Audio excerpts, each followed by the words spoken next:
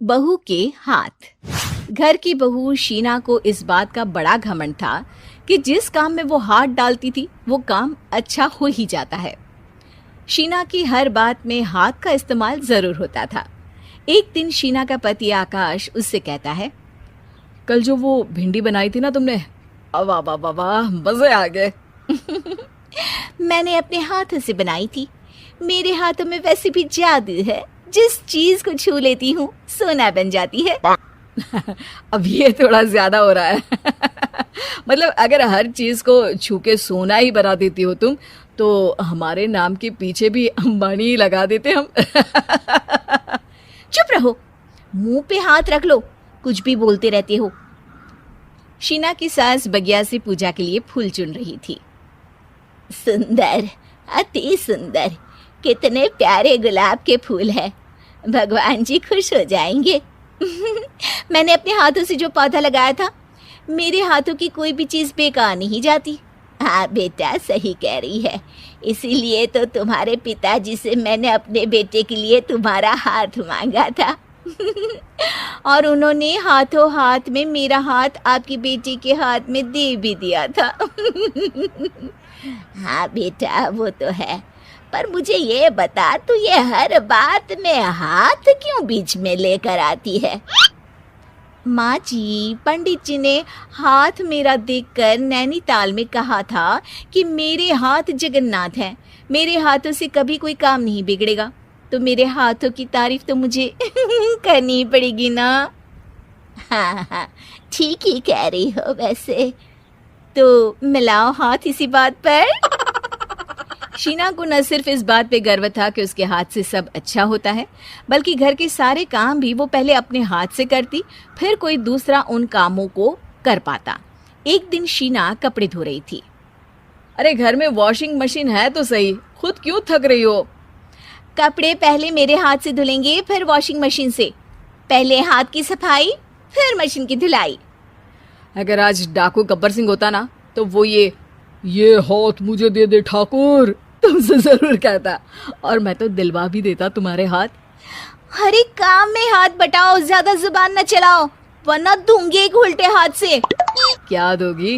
कपड़े दूंगी, लो निचोड़ो। ऐसे ही एक दिन, अरे बहू, ये सोफे पर चढ़कर हाथ से पंखा क्यों घुमा रही हो? माँ जी, क्योंकि मेरे हाथ से घूमेगा तो ज्यादा अच्छे से हवा देगा। अरे बेटा, फिर तो तुम गाड़ी का पहिया भी हाथ से घुमा के मायके जाया करो। एक बार आकाश ने घर पर कार लाने की बात छेड़ी।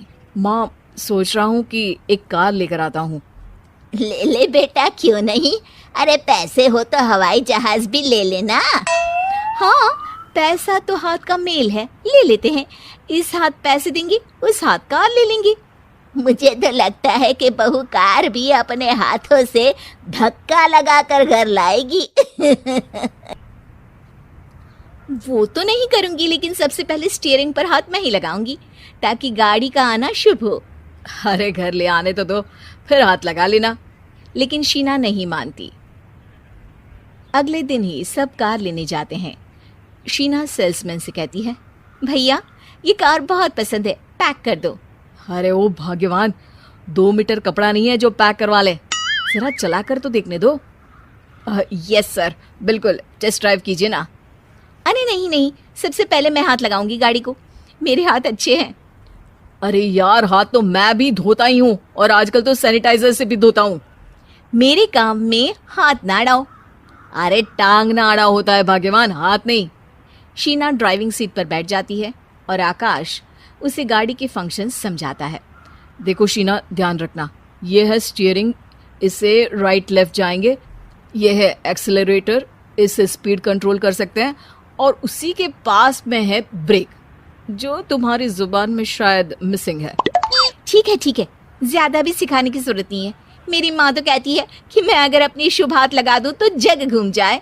तो ये स्टीयरिंग क्या चीज़ है? शीना गाड़ी स्टार्ट कर देती है और स्टीयरिंग को घुमाते हुए एक्सेलरेटर पर धीरे से पैर रखती है, और शोरूम के बाहर के एरिया में ही गाड़ी घूमने लगती है, जहाँ दूसरी गाड़ियाँ भी रखी हैं। देखा मेरे हाथों का कमाल। अब ब्रेक दबा दो, आगे गाड़ी है। शीना आगे गाड़ी देखकर घबरा जाती है और पाँव गलती से एक्सीलरेटर पर पड़ जाता है। कार आगे खड़ी एक बड़ी गाड़ी में घुस जाती है। दोनों कार से उतरते हैं। सेल्समैन भागते हुए आता है। अरे 7 लाख की गाड़ी खरीदने आए थे और 15 लाख की गाड़ी ठोक दी। Oh my God. आकाश की माँ, आकाश और शीना घबरा जाते हैं। इतना सारा पैसा कहाँ से आएगा? तभी वहाँ मैनेजर भी आ जाता है। पूरा माजरा समझता है। अरे टेंशन मत लीजिए, गाड़ियों का इंश्योरेंस था। आप जो कार लेने आए थे वही खरीद लीजिए। पर मैडम, जब तक आप सीख ना ले तब तक गाड़ी मत चलाइएगा। अभी तो आपने गाड़ी बस ठोकी है, जिसका बीमा भी था, लेकिन सड़क पे चलते हर इंसान का बीमा नहीं होता।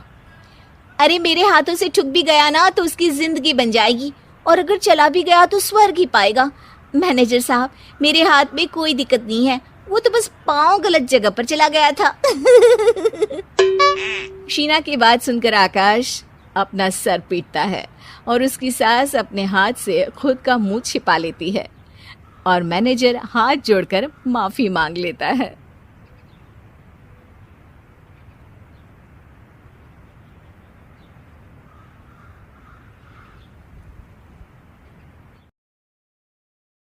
कहानी उन आम घरों की है जहां खाने वाले तो कई, लेकिन कमाने वाला एक मर्द ही होता है। बावजूद इसके उससे उम्मीदें कम नहीं होती।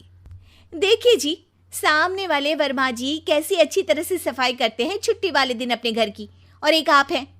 अरे यार, उनके पास कार है, ऑफिस पास में है और हफ्ते में 2 दिन की छुट्टी होती है, तो फर्क तो पड़ता है ना। मेरी तो शादी ही गलत हो गई।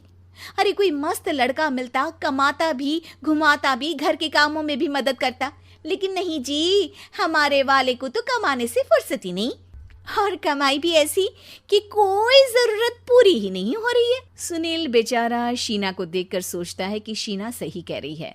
देखने में सुंदर है, घर का सारा काम कर लेती है, उसे तो कोई भी अच्छा लड़का मिल सकता था। क्या सोच रहे हैं? भागने का इरादा तो नहीं है? अरे नहीं मेरी प्यारी बीवी, मैं तो नहीं, पर डर है कि तुम नहीं कहीं भाग जाओ मुझे छोड़कर। शीला सुनील के मुंह से प्यार भरी बात सुनकर मुस्कुराती है। आप भी ना। सुनील एक दिन ऑफिस से घर आता है कि तभी शीना कहती है, सुनिए जी, वो मेरी सहेली आई थी, सारा दिन वो लोग यहीं थे, अब जा रही थी तो मैंने कहा नहीं नहीं, मेरे पति छोड़ आएंगे ना तुम्हें, तो रोक लिया मैंने।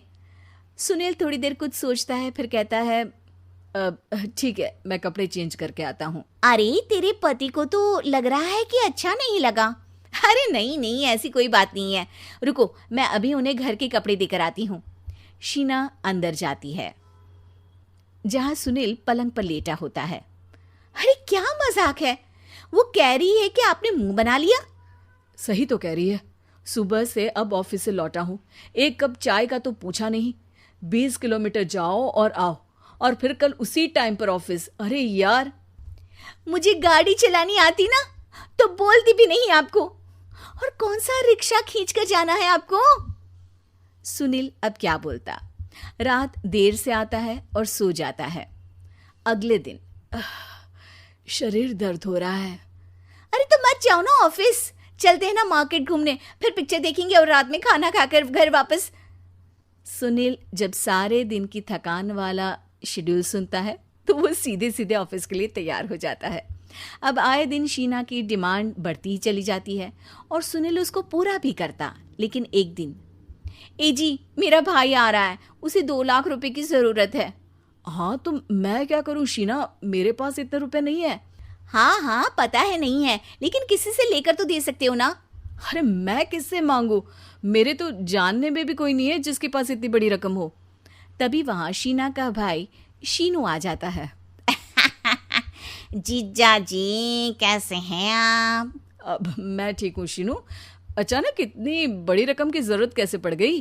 अरे जीजा जी, वो बिजनेस शुरू किया ना, तो उसके लिए पैसे की जरूरत है। काफी हो चुका है, थोड़ा पैसा बचता है तो मैंने सोचा आपसे ले लूं। अब देखो, मेरे ऑफिस में कुछ लोग हैं जिनकी सेविंग अच्छी है, मैं उन लोगों से बात करके देखता हूँ। सुनील ऑफिस से किसी से पैसे लेकर शीना को दे देता है। शीना वो पैसा भाई को दे देती है। 2 महीने बाद, अरे यार शीना, वो ऑफिस वाला आदमी अपने पैसे मांग रहा है, कैसे दूं? अपने भाई से बोलो ना पैसे दे दे। अरे हाँ हाँ दे देगा, कहाँ भागा जा रहा है। आप उनको बोल दो कि दे देंगे। थोड़े दिन बाद, शीना वो आदमी मुझसे आज भी पैसे मांग रहा था यार, मैं तंग आ गया हूँ। ऑफिस जाते ही सामने उसका चेहरा दिखता है, क्या बोलूँ, बार बार पैसे मांगता है। अच्छा मैं शीनू को फ़ोन लगाती हूँ, बात करके देखती हूँ। शीना भाई को फ़ोन करती है लेकिन वो फ़ोन उठाता ही नहीं। लगता है भाई कहीं ऐसी जगह है जहाँ नेटवर्क की समस्या होगी। सुनील अगले दिन दोपहर को ही घर आ जाता है। उसका चेहरा उतरा और परेशान सा होता है। वो रोने लगता है। अरे क्या हुआ जी? आप इतना परेशान क्यों हैं? सब ठीक तो है ना? अरे नहीं शीना, कुछ ठीक नहीं है, मैं ठीक नहीं हूँ। तुम्हारे भाई के लिए मैंने जो पैसे लिए थे, उस आदमी ने आज भरे ऑफिस में सबके सामने मेरी बेइज्जती कर दी।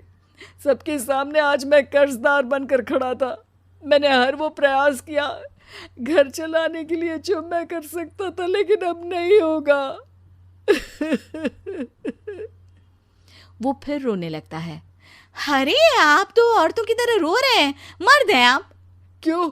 आदमी के सीने में दिल नहीं होता, या फिर वो इंसान नहीं मशीन होता है? अरे मैं थक चुका हूँ शीना, तुम समझती क्यों नहीं? मैं भी शारीरिक और मानसिक रूप से थकता हूँ। मैं भी आराम करना चाहता हूँ, सुकून चाहता हूँ। मैं अब कुछ नहीं कर सकता। कुछ नहीं। वो बैठ जाता है। शीना पति को हैरान परेशान देखकर चुप हो जाती है। अगले दिन, सुनिए ये लीजिए 2 लाख रुपये, उस आदमी को दे दीजिए और बोल दीजिए कि आज के बाद किसी को पैसे के लिए बेइज्जत ना करे। सुनील पैसे देखकर राहत की सांस लेता है। अरे शीना, तुमने तो मेरा बहुत बड़ा काम कर दिया। अब मैं शान से ऑफिस जा सकता हूँ, लेकिन ये पैसे आए कहाँ से? ये पैसे मैंने अपने गहनों को गिरवी रख कर लिया है। तुम ठीक रहो, निश्चिंत रहो, मैं बस यही चाहती हूँ। मुझे माफ़ करना, पर अब मैं समझ चुकी हूँ कि मर्द को भी दर्द होता है।